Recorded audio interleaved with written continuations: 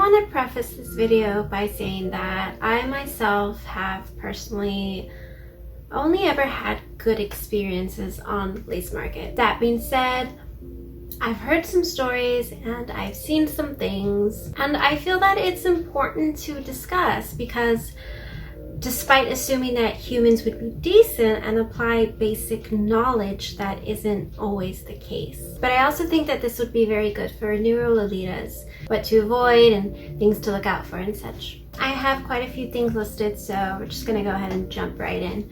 So number one is, please do not buy an item first and then afterwards message the seller saying that you want to do a payment plan. Ordinarily, in most cases, if a seller is willing to do a payment plan, they will have that listed either on the listing itself or in their own terms of the sale. Because if you can only do a payment plan and you let them know afterwards and they can't accept that, it's very inconvenient. It's not like they can just relist the item to be sold again. They have to redo everything from scratch. They have to upload the pictures, find the information, put in the sizes and all that stuff. Just please always ask beforehand. Number two, if somebody says will not ship outside of this place or won't ship internationally, please accept that. Don't just buy it and then afterwards start begging them. There could be several reasons for them not wanting to ship internationally. Whether they just feel that the package might not be safe. Going overseas is a tricky business sometimes. Packages get lost. Shipping it internationally is also a little bit complicated if you've never done it before.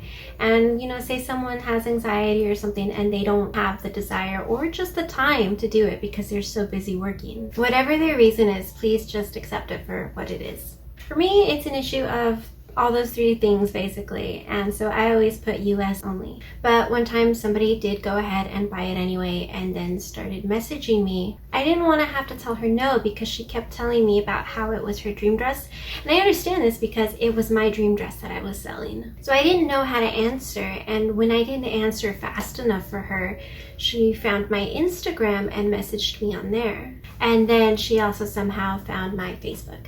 And I guess that's not too hard. You look up my name, you might see some Lolita related pictures, and there it is. But it was very strange. And for someone with severe social anxiety, I felt very uncomfortable. So I made the point to keep it strictly to the Lacemarket messages. Like, I feel like if you're selling something on one platform, it should stick to that platform. But anyway, ultimately everything turned out okay because she had another friend here in the US who knew how to do all that stuff. So I sent it to her instead, and then she sent it across the oceans.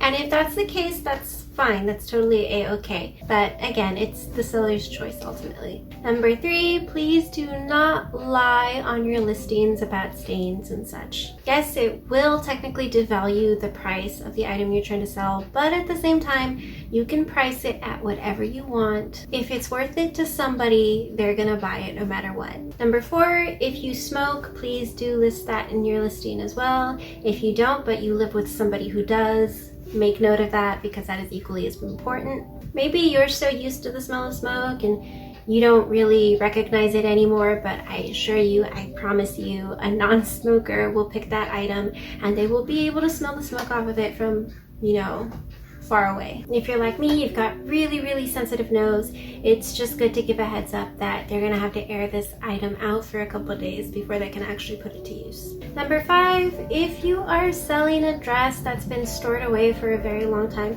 please make sure that you check it. Don't assume just because it's been locked up in an airtight bag for the last few years, it is still in the pristine condition that it was when you first got it. Even if it's unlikely, things happen, and either way, it's always good to double check an item. If you check it and you can't find anything like minor stains or little tears, put a disclaimer anyway saying that you can't notice that stuff. It's all good, we're all human, we all miss some things sometimes. If your things happen to have been stored in a box and not a bag, definitely check those just because things can leak through boxes. Liquids, oils, urine, stuff like that. So please just make sure you check. 6 is to always please make sure that you are labeling things correctly. Things like the sizes, the cut, and the color. These are very important because if you label it incorrectly, it could backfire and the buyer could want a refund. And if they put a dispute with PayPal, likely if you didn't mention those things in your post, then PayPal they will probably side with the buyer instead because they didn't receive what they thought they were buying. If you are selling an item for someone else or you just don't have the information that you need, make sure to also make a disclaimer for that. Be very clear about the fact that you don't have all the information and make sure to include lots of pictures. Number 7 is when a potential buyer asks you what the shipping price is going to be. It is implied that the shipping price that you give them and the full price of the item is going to be the total. Anything in addition to that you add on afterwards to pay for like PayPal fees, that's not cool. Now, I've never had an issue with this personally, but I've seen it and heard it happen to other Lolitas. If you don't want to pay for any of the PayPal fees, just add that to the original listing of whatever it is you're selling. But please don't just tag it on at the end without letting the seller know. That is shady business. Number 8 is when requesting money on PayPal, make sure that you do it as an invoice instead of requesting money from like a family or friend. It makes it more official. You can separate, the tracking from the actual item price. And overall, it's just a more secure way of doing things. So not everyone does it, but if you're new, please always try and send an invoice. Number 9 is the flip side. If you're buying something, please don't ask the seller to send the payment to family or friends to avoid skipping out on fees. Unless you guys are real buddies, and in that case it's acceptable. And I know in some cases there are some people who might be okay with doing this. Usually in these cases it's because they're very new, but again, ordinarily just keep it as professional as possible. Number 10, as a buyer, just to be extra safe. Because some people don't bother reading the terms of sale because who wants to read more and extra things when it's an impulse buy, just make sure to include all the very important things in the main listing section. For example, no international shipping, I have cats or dogs, I do accept payment plans and such. But either way, you should be reading the seller's terms regardless. Number 11 is to, again, if you're a seller, please be careful how you package your items. I once bought a purse and of course it came in a box, but the entirety of the box basically was like covered in tape. Like it was all around. So it wasn't a matter of like cutting the sides and then just opening the top flaps. I had to cut through like the center area in between where, the flaps met. And I tried to be as delicate as possible, but when I opened up the box, I realized that I had cut through some of the bag. The purse itself was made of a very delicate material.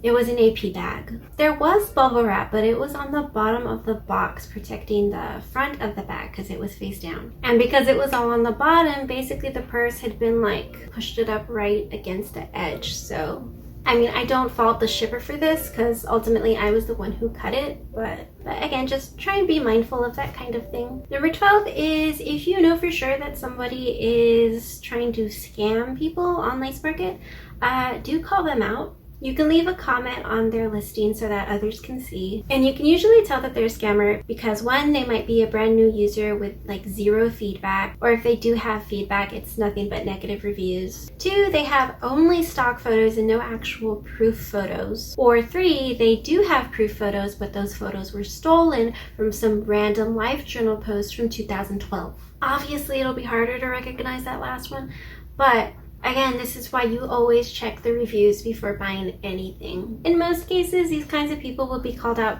pretty quickly and they'll be removed from Lacemarket. 13 is please no scalping. And I'm talking about like a bodyline dress for over $100. Something that is obviously of severe lesser value being sold for like an insane amount of money, like it's gold, when really it's just copper. It's just not chill. Also, maybe like doubling the original price of an AP dress that was released in like the last 3 months. But there have been like 4 recent sales of the same print for half that. Not chill, not realistic. So number 14 is like an add-on of 13 because obviously scalping is frowned upon. But that being said, if someone has like a special attachment to an item and they're only willing to part with it at a certain price or more, even if that price might be a bit much to some people, that is still their prerogative. Because at some point, someone who does have money will come along and they'll buy it because they'll think it's worth it, or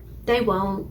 Either way. Now when I say this, I do mean within reason. Like the person knows that it's overpriced, but they explain that their intent is not to rip anyone off. And I think that's the key difference between like a scalper and somebody who just doesn't really want to part ways with something that's so sentimental. It's their intent. Because if the dress is, you know, say sentimental and maybe even a little bit more rarer, like, okay, it sucks, but it is what it is. So 15 is in addition to 13 and 14.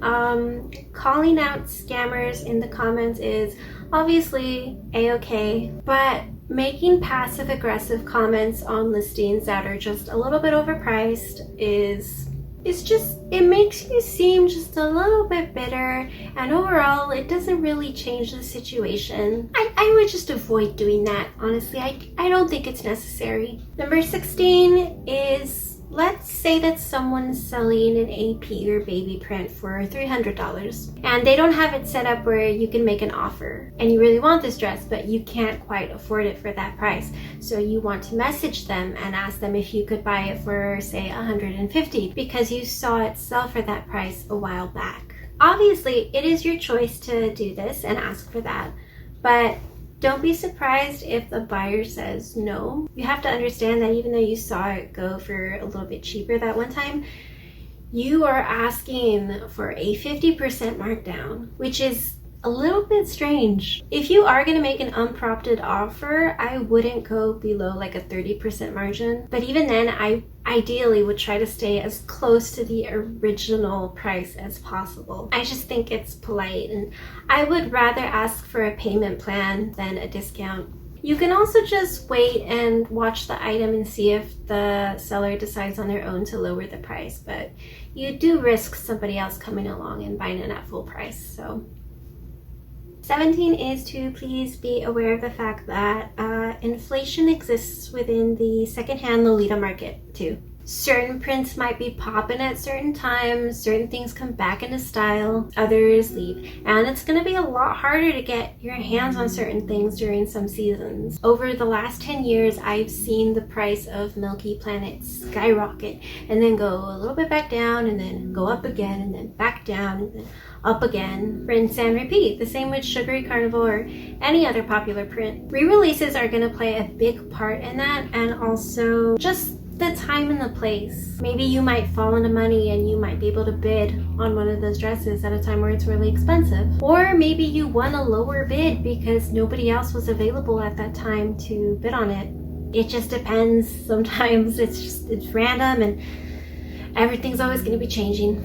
18 is, so let's go ahead and say that somebody doesn't accept a low offer, or they don't accept a payment plan, or they just don't want to ship to your country. The owner of the dress gets to decide what they want to do with it. Threatening somebody for not selling them the dress that you want is not cool. Making them feel guilty is not cool. Calling them bad names is not cool. Threatening self-harm because they're preventing you from doing the one thing that makes you happy, not cool. If you've ever done this or you think this is acceptable, sweetie, you need help or a new therapist.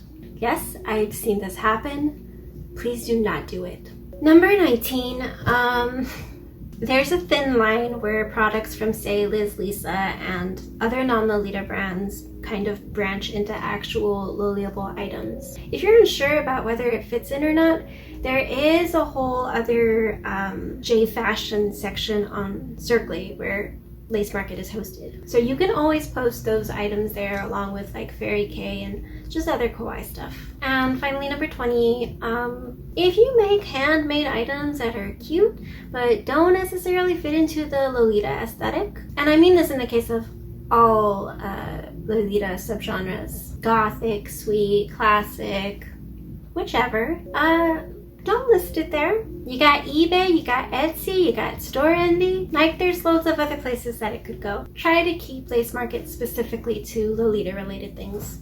And if not like wearable items, then at least brand related objects. Like stationery from Baby the Stars Shine Bright, or plates and cups from Angelic Pretty. And if you're ever confused, again, you can always ask somebody online. Lolitas are pretty honest about whether something is Lolita or not. And I don't say this in a gatekeeping kind of way. That's not my intention at all. There's just so many items there that it's a lot easier to sort through if we keep it strictly to the Lolita fashion. This is why there is a whole other market for other general Japanese fashion, as well as like manga and anime and also dolls and stuff. So anyway, yeah, that's all I have for now, at least. Again, a lot of this stuff is basic, but I've seen it enough times where it's just kind of like, but let's just try and stay decent and, you know, do business as business people would when selling and buying our items. Anyway, thanks for watching if you watched, and I will see you next time. Bye!